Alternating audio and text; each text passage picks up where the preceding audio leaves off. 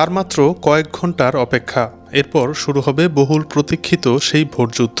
নারায়ণগঞ্জের মোট 5টি আসনের মধ্যে 4টিতেই এখন বইছে স্নায়ুচাপের ঝড়। প্রার্থীরা নির্ঘুম রাত কাটাচ্ছেন শেষ মুহূর্তের অঙ্ক মেলাতে। কিন্তু ব্যতিক্রম শুধু একটি আসন, নারায়ণগঞ্জ 1 রূপগঞ্জ। এখানে ভোটের লড়াইয়ের চেয়েও যেন বড় হয়ে উঠেছে জয়ের মহেন্দ্রক্ষণের অপেক্ষা।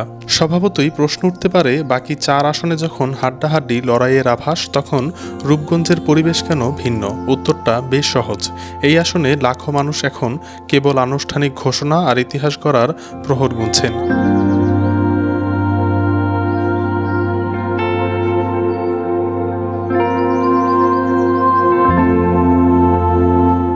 রূপগঞ্জ উপজেলা নিয়ে গঠিত নারায়ণগঞ্জ 1 আসনে মোট ভোটার 4,04,415 জন। এর মধ্যে পুরুষ ভোটার 2,05,101 জন, নারী ভোটার 1,99,312 জন এবং তৃতীয় লিঙ্গের 2 জন। জেলার 5টি আসনের মধ্যে একমাত্র রূপগঞ্জ আসনটি এবার ব্যতিক্রম।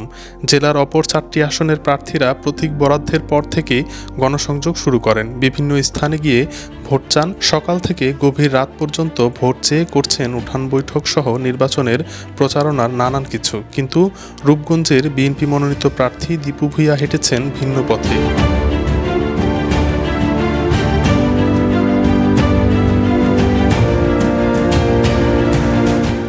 নির্বাচনের ডামাডোল বাজার অনেক আগেই তিনি তার হোমওয়ার্ক গুছিয়ে রেখেছিলেন।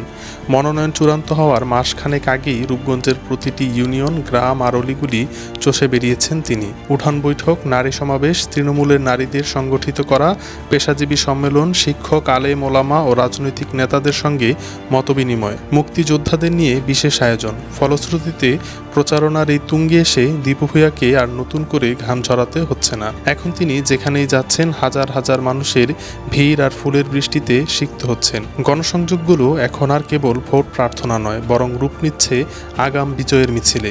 রূপগঞ্জ উপজেলার 4,04,415 জন ভোটারের মধ্যে এক অদ্ভুত উন্মাদনা লক্ষ্য করা যাচ্ছে এখন। ভোটারদের ভাষ্যমতে, আমরা এখন কেবল 12 তারিখের বিকেলের অপেক্ষা করছি।